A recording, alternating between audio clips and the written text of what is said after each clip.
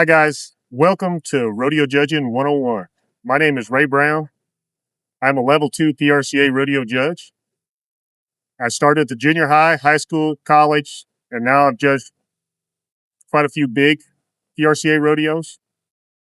And we're going to go through how to set up a barrier correctly, because with all my mentors and stuff, that's taught me a very safe way to do it and efficient.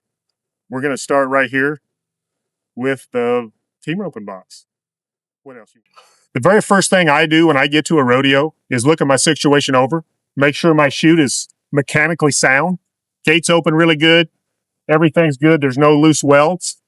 Make sure you get all that fixed before the performance, because it's easier to fix it before than after. The next thing I'll do, I'll grab my barriers and get them out of because the first thing we're going to set up is the barrier that runs in front of the contestant with the flag on it. So we're going to start right here. I got it kind of set up, and that way it's safe if you pull it out of the box. Here, this is a mountain climber pulley, and I love these on the corner of your boxes because it don't wear your rope out as much. They're really strong and they're user friendly on your rope. It don't wear it out as much. I use mule tape, and I tell you what, I really enjoy it because I can tie it to any post, any height. And what I do is I put 2 wraps around it, and then I come underneath it to hold it upright, like so, and then come over the top with a knot, like this.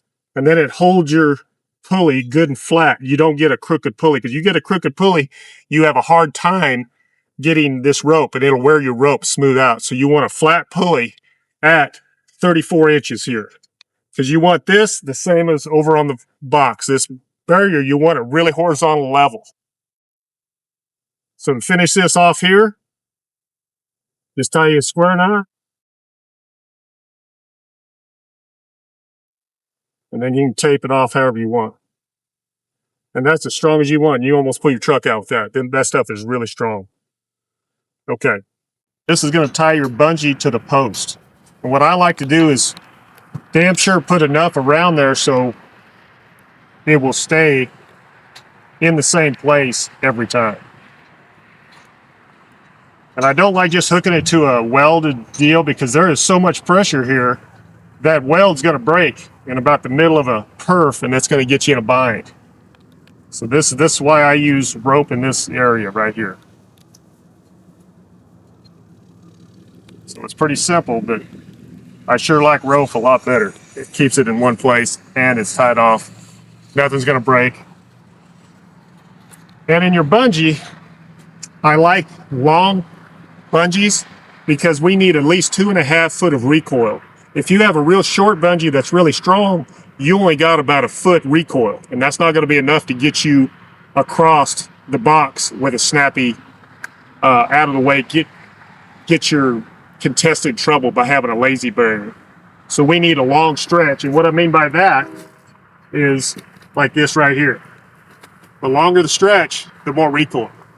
So that's why I got about a 4 foot, 3/4 inch bungee here. You can do a single 1/2 inch, but having at least 4 foot loop, so you got 6 foot worth of stretch there. Then you got 2.5 foot of recoil. Okay, after we get our pulleys and our knots situated, the third thing we're going to do is put our bowline behind our corner pulley, which is the stop. So what we do is we pin it, and actually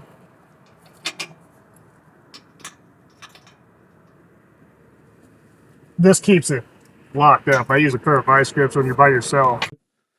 Okay, after I pin it and I find my mark, this is where the stop is on your corner. Well, I'm going to make a bowline knot right there.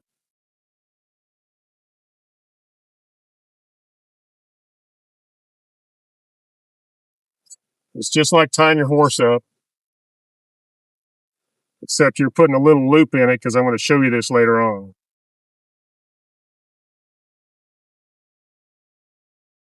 And this is pretty easy by yourself.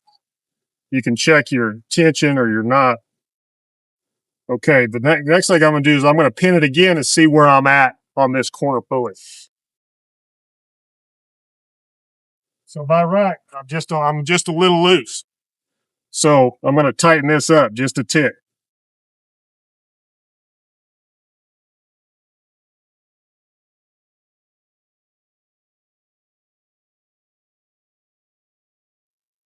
Still just a little loose, sorry. This is pretty important because this thing's going to tighten down, and this is going to keep, instead of putting a stop in, this is a pretty easy way to do it. There we go. Now we're good. Come around here, we got our bungee.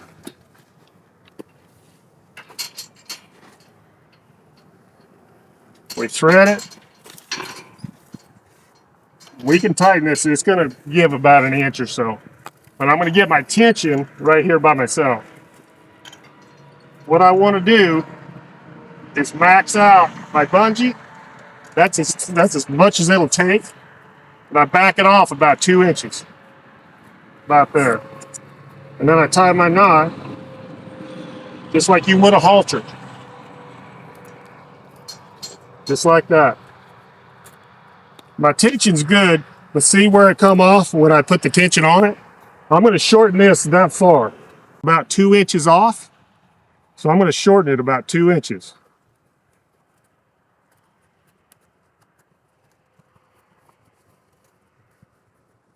And if you got 2 people, it sure makes it easy, but a lot of times we only got a couple people here, 1 person.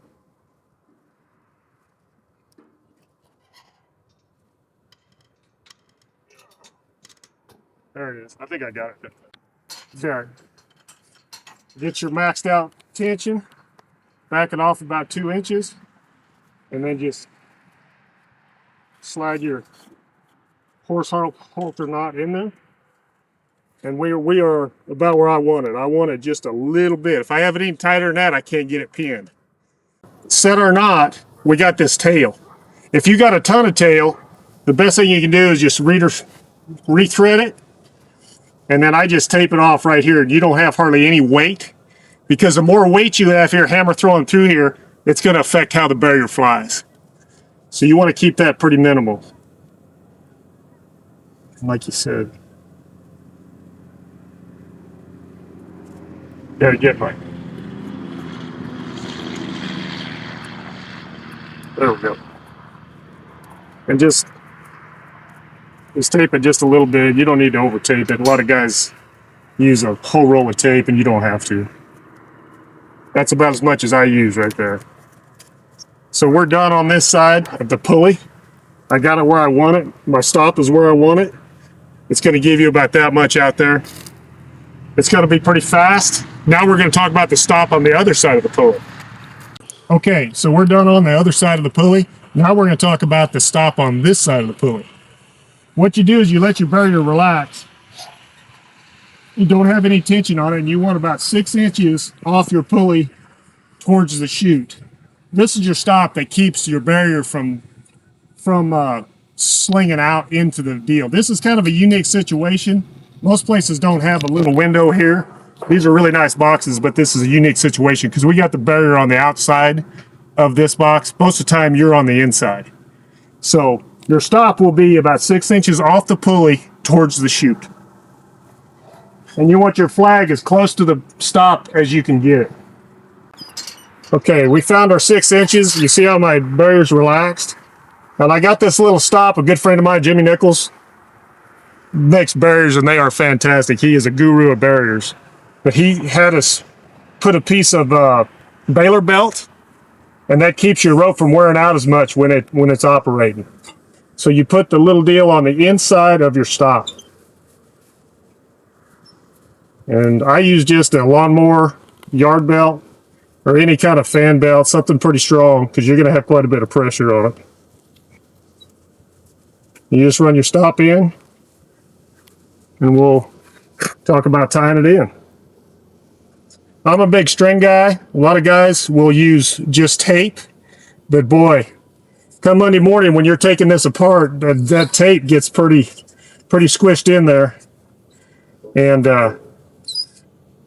this is the way I was taught. how to tie your stops in. Don't be afraid to use enough string either. It keeps the stop from working up the rope and getting pigtails and ruining your box rope. Because all your pressure is going to be into the pulley. So we want to come out as much as we can. And I like to do a lot of back and forth, around. And then my last, I'm going to half hitch it right here. Yeah. And then I just wrap it about 15 times. A lot of guys will half hitch it right through there, but it's easier for me to take all this off if I just wrap it. And this keeps your stop, because a lot of your barrier puller guys are going to use that for a handle.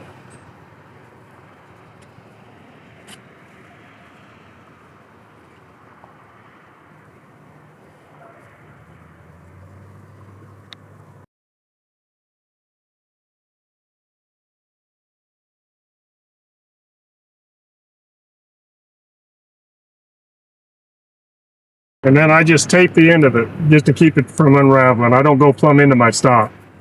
Just put about 2 tapes on it, pull it, and you're done. You can clean it up and cut your tails off. And then guys won't think that it's coming apart.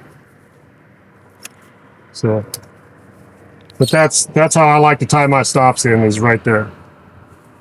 Pretty simple. Just keeps that thing from working up your rope. Like, after we get the stop put in, I'm going to measure the height of my barrier, and the rules say 32 to 36. So 33 is perfect, 34 is good. This says 33 and a half in the middle of the box. 34, perfect. You know, it's going to be a little less over here because the dirt built up, and over here. But you're going to measure the height of your barrier in the middle of your box. So, and then the reason I got my flag all the way over here is because in the team roping and the bulldogging, everybody's going to be leaving the box middle out. Because if the steer runs left, they're going to be cutting right through here. And we want this flag not dragging in front of the horse, causing friction, which causes barrier. It wraps around their left leg, it pulls their leg back, and that kind of stuff. And we try to avoid that. So that's why I put the start time flag as far over as I can. Calf roping is not quite as important. I like to be in the middle of the box in the calf roping because everybody's breaking it again. After we get the height of the barrier and it's level, you want to make sure it's level because you don't want it being angled. And then if you got your where it's angled like this, well, that dictates where they can leave, and it, you know what I mean, they multiply. That's why you want your barrier pretty straight. That way it don't matter where they hit it, pulley or pin, it's the same exact distance from the corner. Okay, and then I want to measure my box, which is going to dictate how I set my scores. So I take the smart end of the tape. When you're by yourself, this is all you can do. Middle of the box, and sure enough, it's 16 feet on the button. Whoever built these boxes, which was Jeff White, he done a really, really good job. But we're going to talk about, after we get the measurement of our box, then we can dictate our score. So like say in the team roping, the score will be even, which is 16 feet, but the break is going to be 14. So we're going to show it. I mean, I got my score line and my break line out here, and we're going to show this. And that's why, because physically, the steer's nose will be at 16 feet, but to let you out of this, it's got to break at 14 feet. The 2 foot difference in the steers, 2 horns, 2 feet, means 2 feet in the barrier. In the calf roping, you're looking at 18 inches. So that's why the score and the break are 2 different things, or 2 different measurements.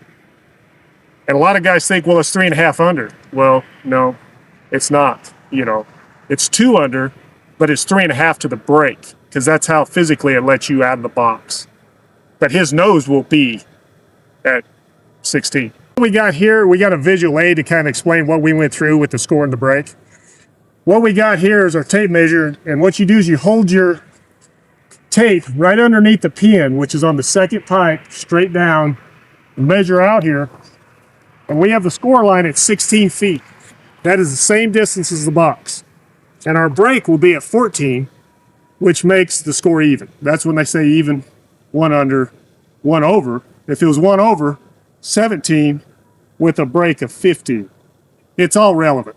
Anyway, this is just kind of to help guys that are having a little trouble with this part of it. Because I've been to rodeos before where the judge set the break at the score line and said, no, it's right. And it wasn't. It was way too long. So I just want to make that really clear. This is really simple, but you got to get it right. Okay, here's what I usually do. I don't mark on the chute itself because I don't want to destroy, these guys' chutes. I can pull this tape off when I leave. But this is more for me and the guys coming to rope. They'll say, well, what's the score? And I'll say, well, the box is 16 and the team roping, the score is 16, the break is 14. In the bulldogging, 5.5 under, your score is 10-6, your break's at 8-6. So that's going to be, this is just for you. Do the same thing on the other side. Same thing in the calf roping side. You just do the same thing. Measure your box. Box is 16. Calf rope is going to be 14-foot score because it's going to be 2 under. This is a PRCA rodeo. And then at the break will be at 12-6. And the breakaway is going to be the same. Some places have 2 different barriers because they want to have the breakaway either more or less. Kind of dicks on the calves. There's 100 different scenarios, but 9 times out of 10, this is what you're going to see. Okay, what we're going to do now is tie in the pull pin on your neck rope. And what I do is I got a screwdriver out there at my break point, which is 14 feet, and I put my neck rope over the top. And then I pull it so tight that it pulls that screwdriver.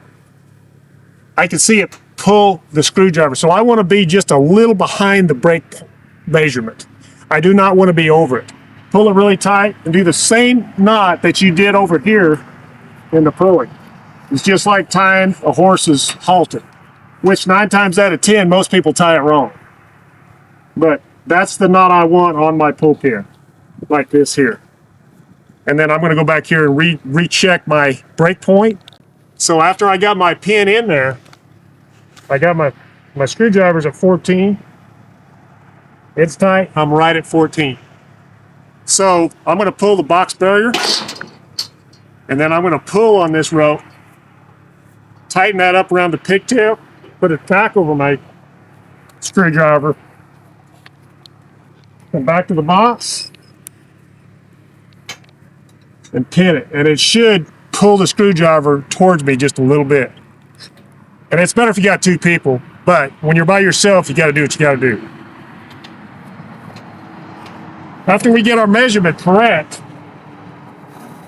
I want just enough slack to where that pulls out, just about 2 fingers out of there.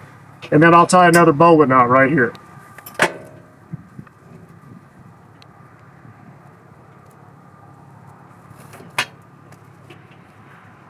It's not too much. Tighten it up.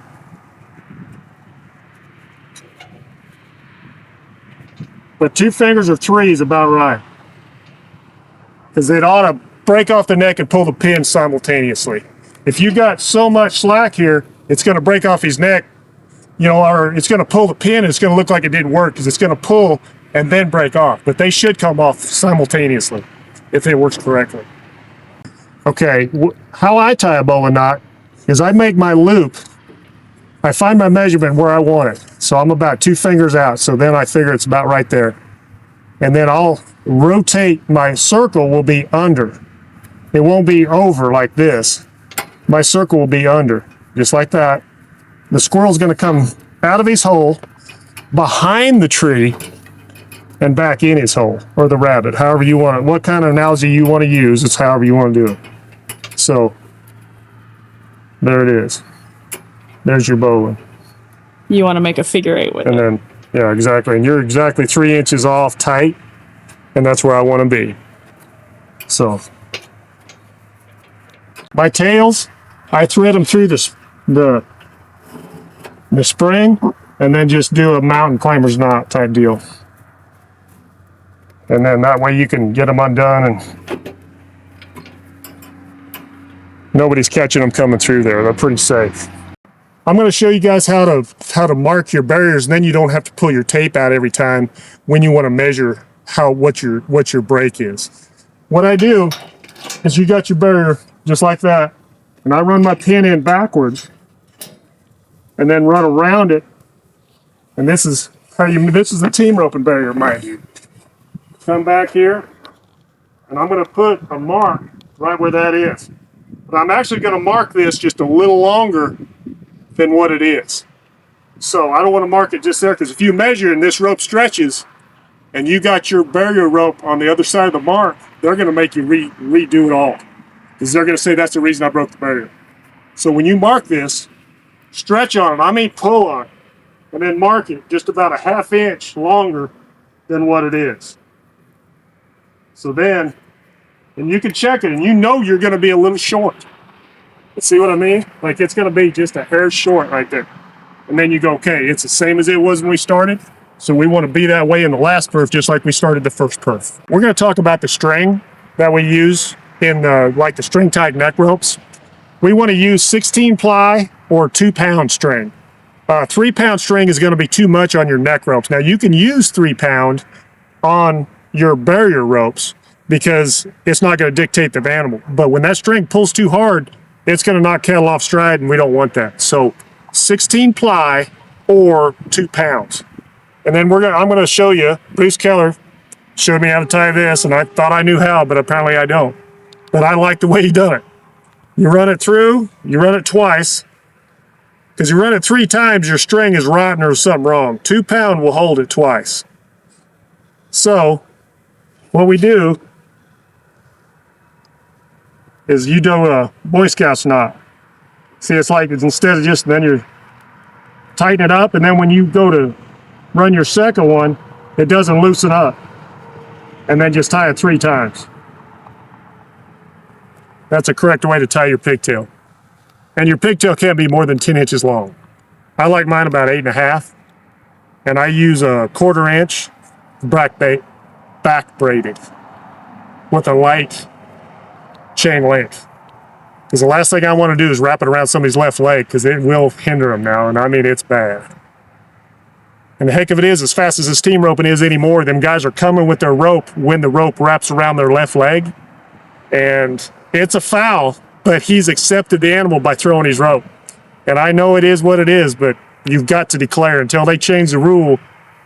That's the way we're going to call it. The neck rope can foul you, and if it fouls you, declare. And the judge will say, no problem, we'll bring your steer back. Unless it's in a perf where the extra is designated to be used, then you'll run the extra. But most of the time, they're going to bring your steer back and you get to rerun it. Now, if the barrier rope wraps around your left leg, in my opinion, and you declare, and it fouled you, I'm going to give you overs. But if you hit your rope with the barrier, I can't give you another one, because it says right in there, the box rope cannot foul your throw rope.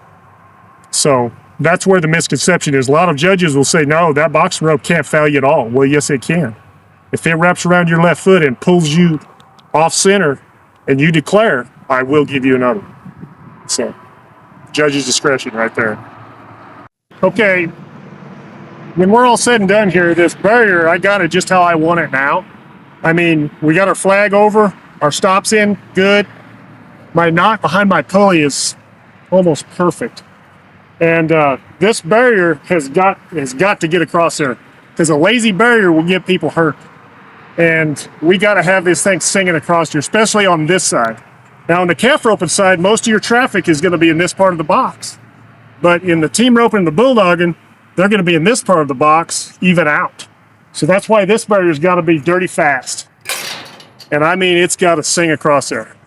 But you can't have it so tight you can't pin it either. If you got it so tight and you can't pin it, it's going to be a long 2 days or 3 days.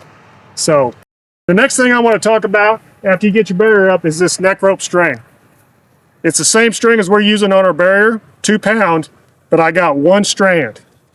And then I got 3 knots here, just like we did over here, but not 2 strands here, just 1.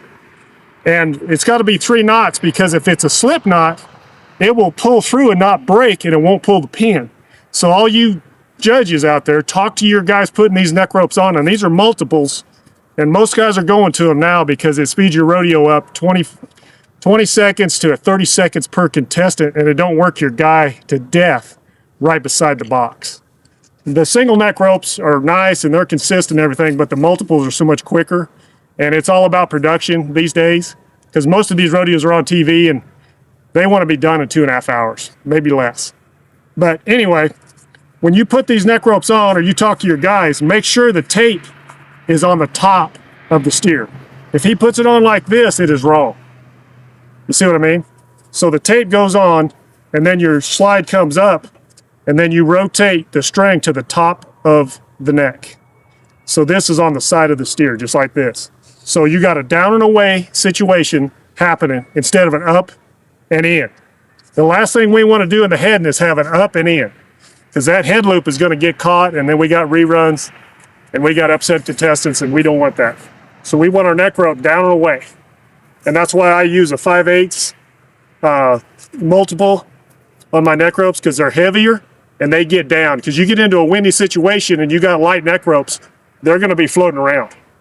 There's still going to be problems. I've seen these things get up into the cowboy, but it wrapped around the steer's tail or something, and that's what caused the neck rope to get into the cowboy. But if he declares and it fouled him, give him another one.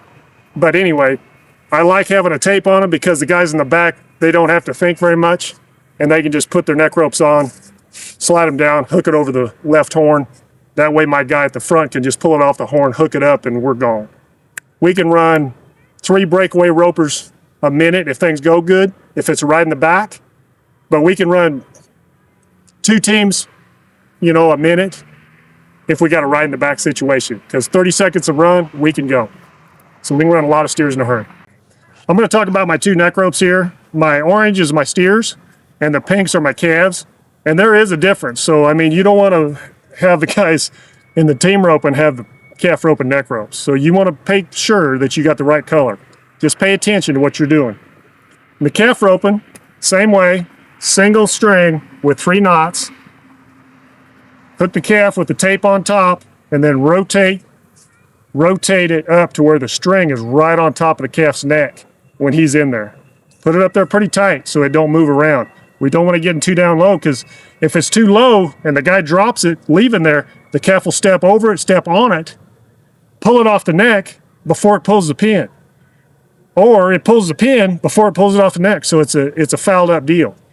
But if the cowboy accepts it and he gets out, that's just the way it is. Sometimes that happens. But if it pulls it off the neck before it pulls, it's going to break. He's going to break the barrier, and you got to make the call. That's why your guy running the neck rope is so important. He is as important as a guy opening the chute to the timers. It's a wheel of people that have responsibility at a rodeo. There is so many guys out here.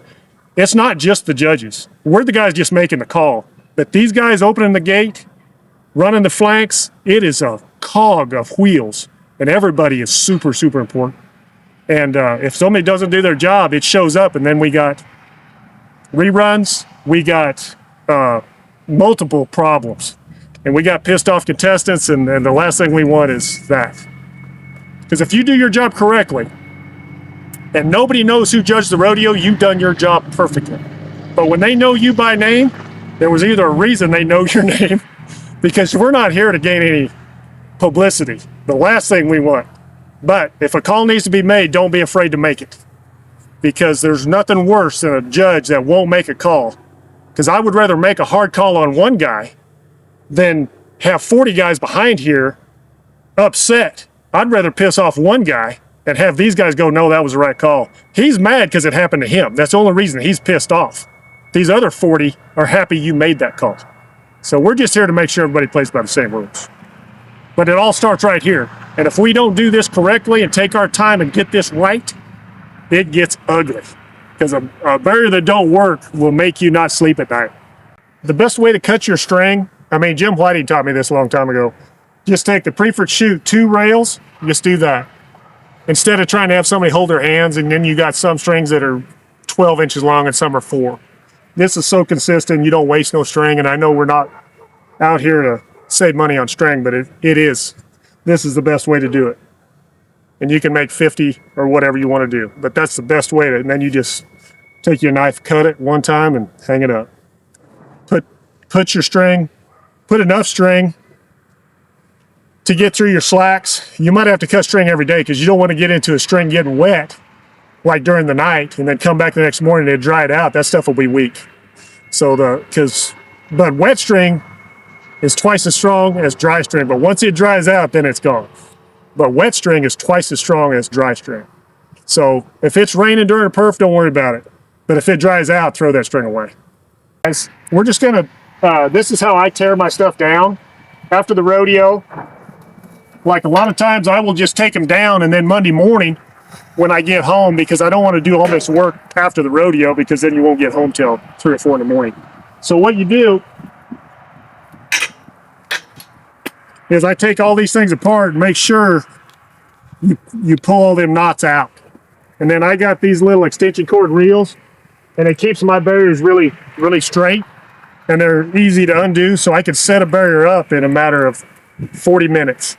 From the time I get there to the time I'm done setting my barriers up, 35, 40 minutes. If I have help, I can do it less, but that's how I store my neck ropes right there. Okay, on your box barrier, it's the same way. You just reverse the order, basically. I like to get the tension off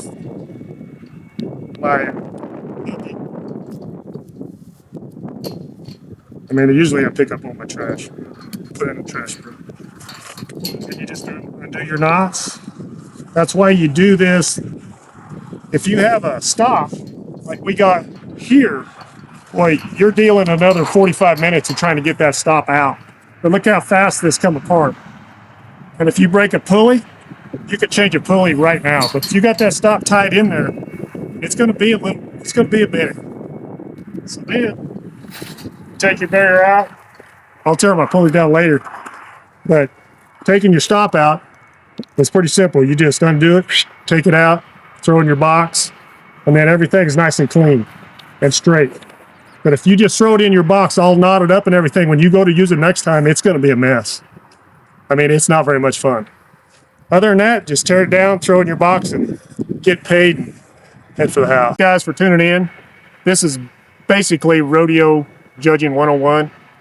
We're gonna have some more videos out, and it's gonna cover pretty much all aspects: position, flagging, drawing, right down to your barrier box. So just keep your eyes tuned, and thanks for tuning in. I appreciate you guys.